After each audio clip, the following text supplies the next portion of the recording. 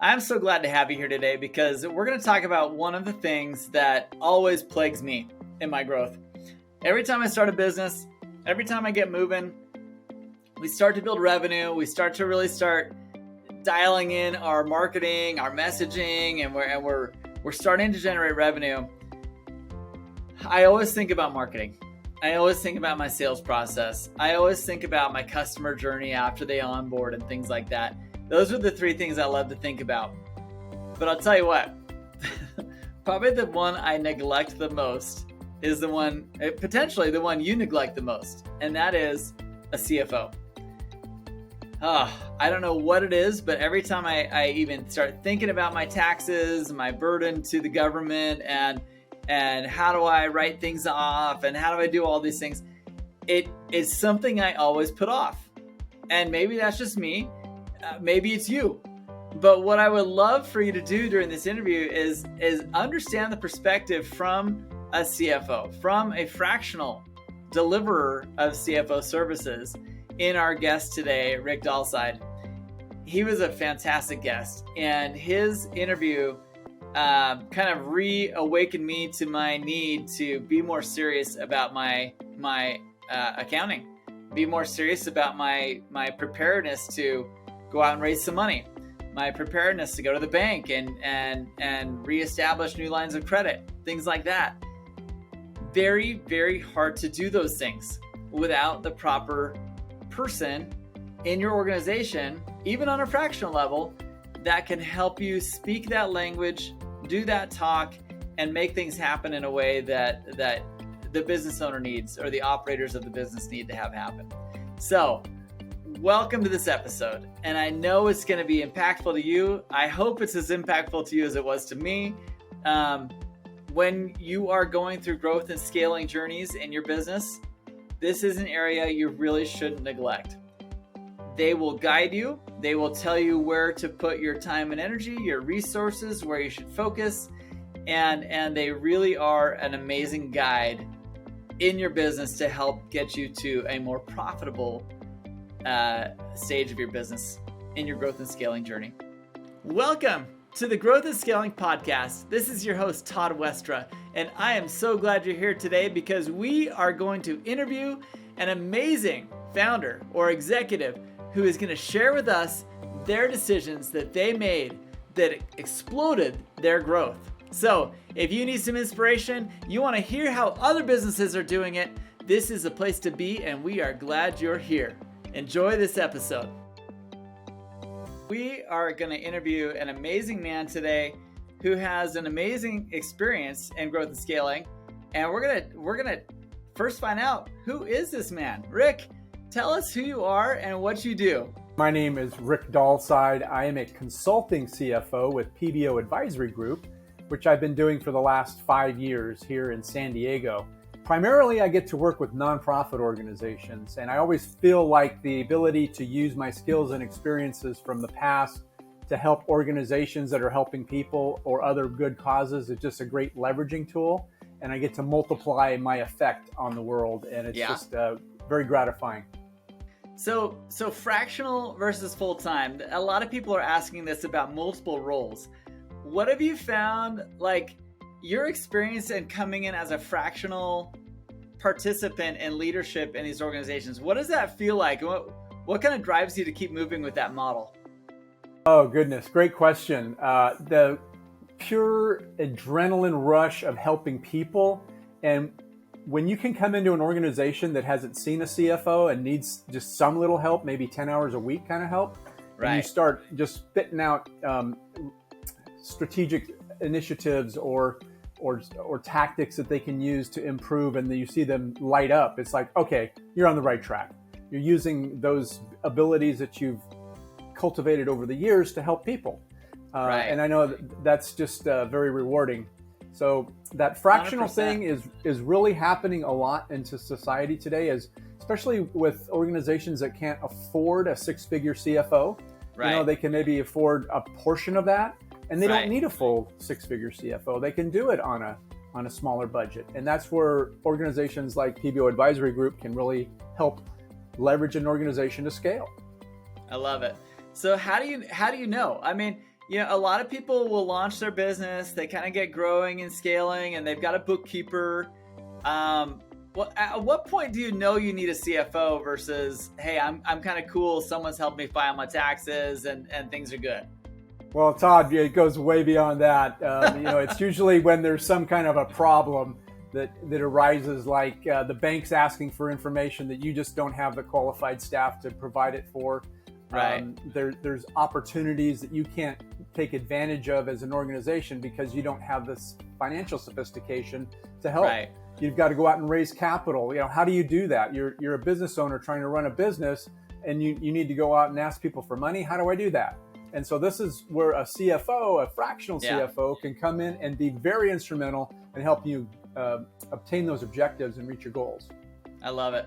Now, I'm a huge fan of fractional services. Not only have I used fractional services, I've been providing kind of fractional outsourced services for about 15 years. And so I see the value. But what I love about what you do is coming in on a C-suite level really helps bring a level of professionalism that a lot of businesses are lacking. To your point, how do I raise money when I don't even know how to talk money talk? There's almost a whole language there of how they need to speak in order to attract the right investors. Right, and we all know from when we took our accounting classes that accounting is the language of business. Yes. Some of us remember that from many years ago. But whether it's fractional CFO work or fractional HR, like human capital consulting, which we also do, or marketing, there's a wealth of information that's available out there. And in today's gig economy, thanks to COVID and some other factors, we have a lot of people that are ready and willing and standing in the aisles to help. A lot more natural of a thing now after COVID, I think, than it was prior to COVID. Yeah, the whole brick and mortar world is kind of crumbling or been blown up. And now we're looking at what's new and exciting and how do I get there? I love it. Now, what about your organization? Tell us how it's been. I mean, you've been doing this for how long? Yeah, so about 5 years I've been working with in the consulting world. Prior to that, I was full-time CFOing in nonprofit organizations. So cool. Yeah, and so in that role in the consulting world, it has really exploded. And again, in this fractional idea that more people are looking for extremely sophisticated help and not finding it in the staff that they currently have, or they're not able to develop the staff they have. So they're looking elsewhere to help them with that. Right. And to hire 4 or 5 6-figure employees doesn't always mesh well. It breaks the budget every time. Yeah. And so for a fraction of that cost, you can get a much bigger team that's devoted entirely to you on a limited time basis for sure. Okay. So in the 5 years you've been doing this, have you been able to see some growth internally? Like, how far are you taking this whole fractional play? Yeah, so a great question there. We've seen a lot of growth in our organization. The organization's been around going on 11 years. And during that time, we've seen explosive growth. And not just in the nonprofit sector, which I head up, but also in life sciences and real estate and construction. There's just the brewery business is big here in San Diego. Those are areas that we do a lot of work in. Where again, these businesses are looking to scale and they're running into some kind of a roadblock. They're running into some kind of a bump. And the ownership or the founders don't have the financial background or wherewithal to figure out how to get through that. And so they come to a fractional person who's got tons of experience and years of history that has gone through that. And they plug into them and boom, they're off and running. It's fascinating because I've grown and launched several companies, and I would have to say that CFO role is always the last. and I say that with a little bit of shamefulness because I know how critically important it is, and I always wait too long to add that CFO role. Why do you think that is? I mean, a lot of people look at I don't know. My own opinion is that I think a lot of us look at hiring this role as something that's an added expense that's not going to make me money. How would you say, Todd, that's so stupid? Do you realize how much money we're going to save you? I mean, I know you're thinking that, but how do you say that to someone like me who just likes to go, go, go? I want my marketing guy, I want my sales team, I want, all my rev ops, but my CFO guy is always that last one. Well, I would say if the CFO is not saving their salary in the first year, you're doing something wrong, and twice their salary in the second year. I love it. And I think what happens most often is founders and executives that start companies, that's just bookkeeping. We've got somebody that makes the bank deposits. We're good to go there. We don't need anything more sophisticated. And guess what?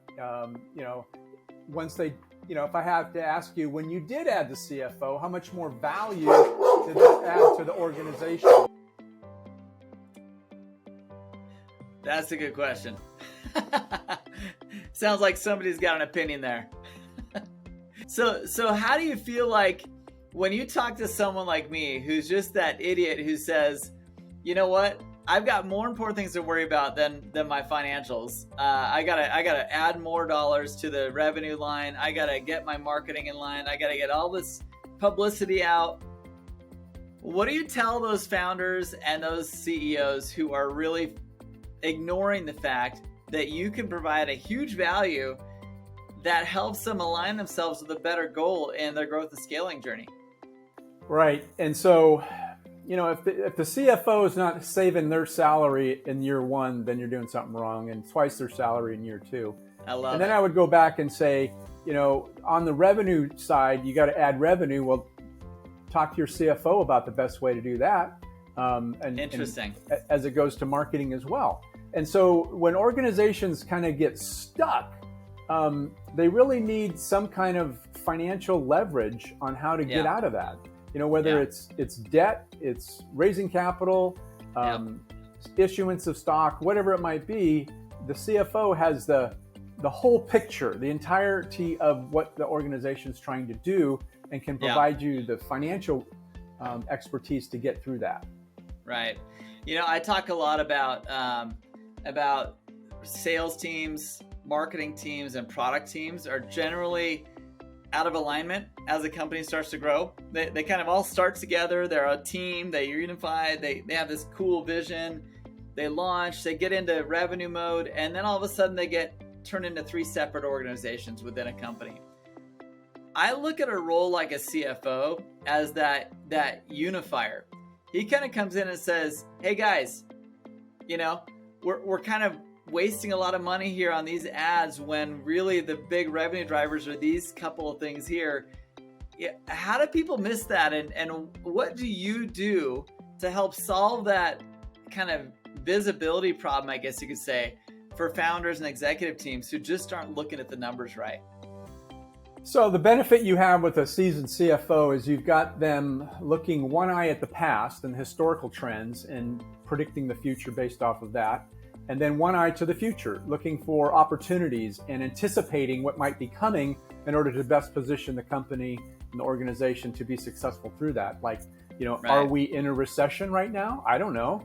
Some would say yes, some would say no, but we all know that inflation is taking its toll. So how do we best take the company and work through that with financial expertise so that we are sustainable and we survive and flourish?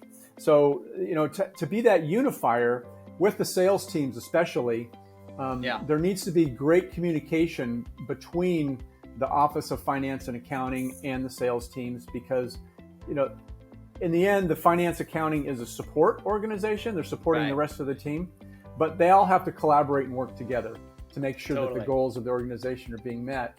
And there's no better way to showcase that than with sales. I once had a good buddy of mine who led sales in an organization. He called the accounting department the sales prevention department. Like, okay, we got to fix that, right? And so those unfortunate stories exist because of a lack of understanding and cooperation, and a lack of seeing each other's perspectives. And so, today's CFO really sees how to get through that. I love it. That's fun. So as you help these organizations I would imagine a lot of times when you get called in to help with a group, they are kind of hitting those challenges where they're hitting revenue plateaus, or their spend is just accelerating faster than their revenue. And, what would you say are some of the most common issues that you see when you jump in and you look at their books and you see what's happening with their finances? Yeah, so obviously there's the operational side of what the organization's doing and where they could run into challenges. Maybe it's supply chain management, maybe sales teams aren't functioning at peak performance. There's the operational side. Then there's the historical, the reporting side, the metrics, the use of KPIs. There's that whole analytical side that you can use to project what's going to be happening, and at least have a glimpse into the future.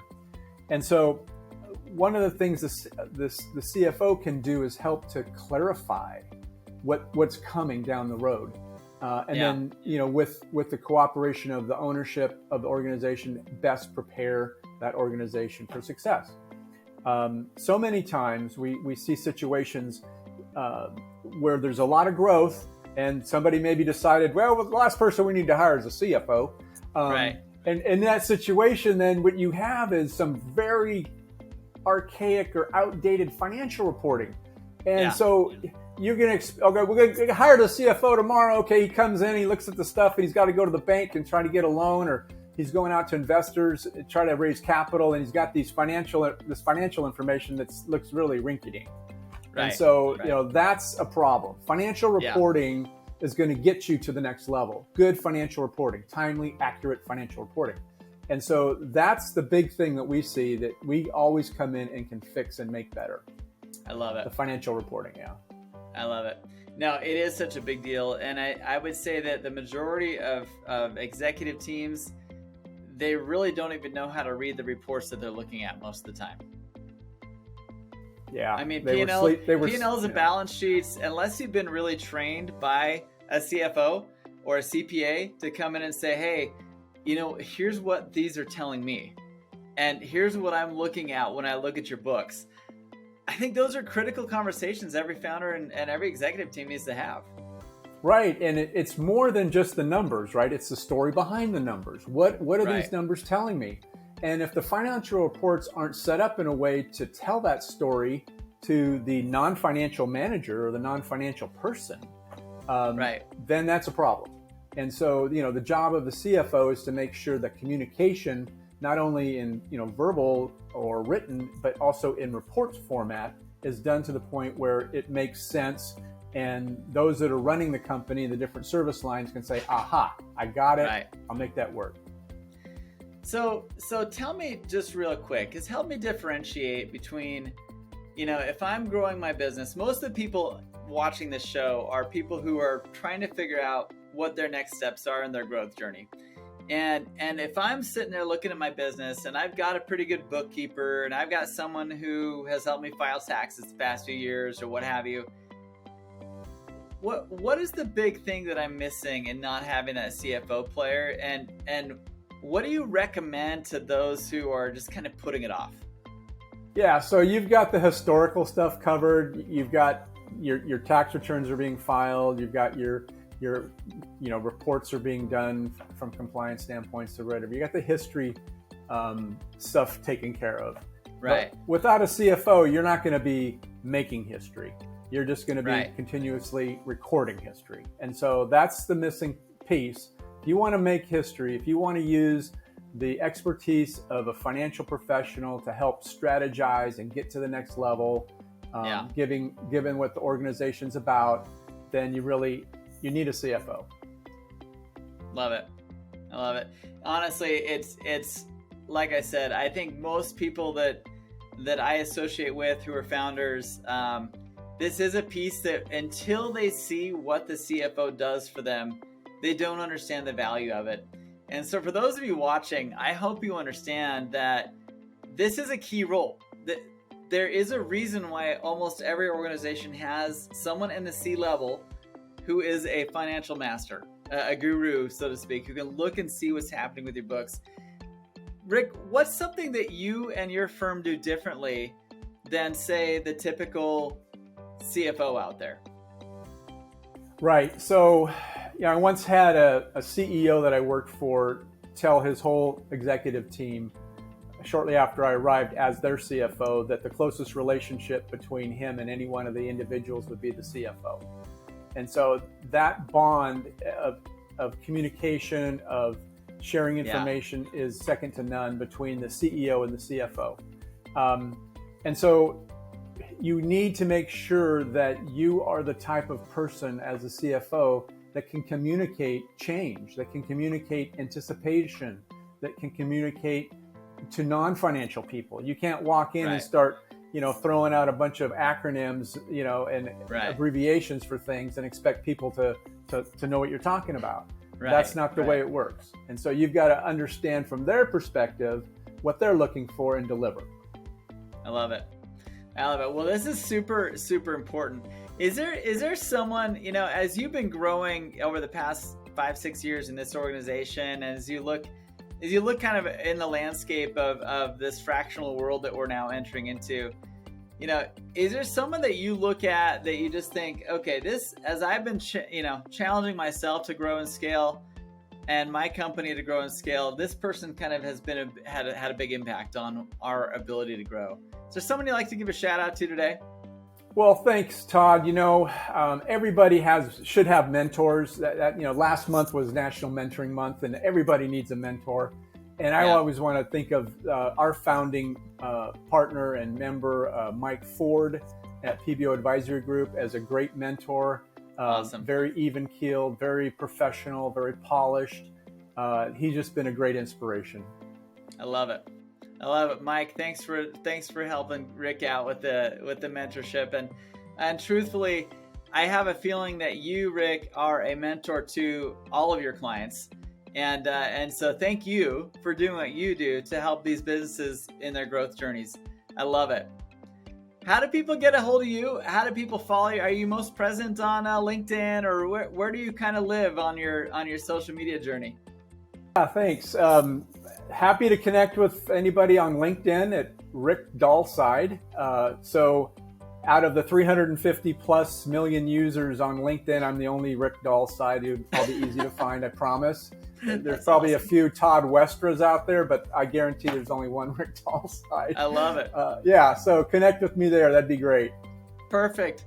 Well, we're going to leave his info in the show notes, and also links to all of his stuff, all of his channels that he's active on, and his company. So we are so grateful, Rick, to have you on the show today. I know that for me personally, it's always therapeutic to talk to a CFO because, doggone it, I don't know why I do it. It's always my last hire, my last group that I bring into my picture. So thank you for all you do to help these other businesses, and I hope most people listening do a better job than me of prioritizing their financial workspace. My pleasure, Todd. Thanks for having me.